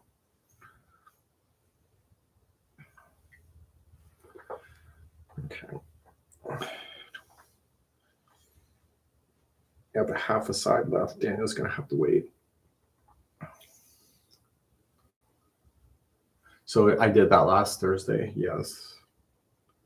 Where was I? Was I with Karen? I went to the city with Karen, didn't I? I was with Karen doing something. Oh, I had to go to the yarn shop, which I never bought any yarn.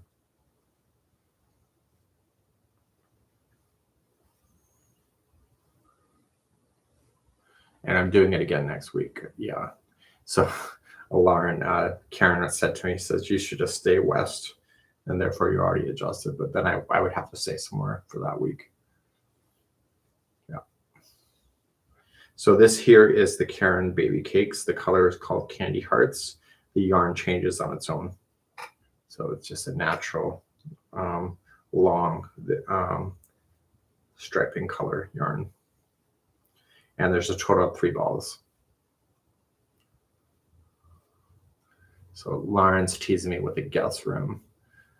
Okay, so we're going to be coming to a conclusion in just a few moments. I'm rounding the final section here, and Daniel needs me. So I will be heading off just momentarily. So any final words? And 2 dogs. Lauren, you're just making it too easy. You should try from Alaska to Florida. No, thanks. Actually, no, Alaska to Florida. That's actually a better time zone than mine. I'm in the Atlantic time, so I'm 5 hours difference. So that was Florida's only 4 hours, but it took me 24 hours to get home because I had plane issues.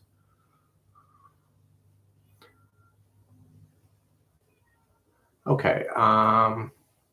So any final words? Any saucy comebacks? Any ideas for shorts? Now is for now.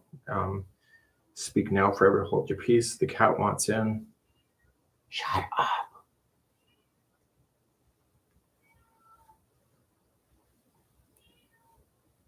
Yeah. Okay. So have yourself a groovy day, says the Groovy Day Baby. And we hope that all of you have a great day today. Happy Wednesday to you. And we'll see you all again another time. And that's it. Bye-bye.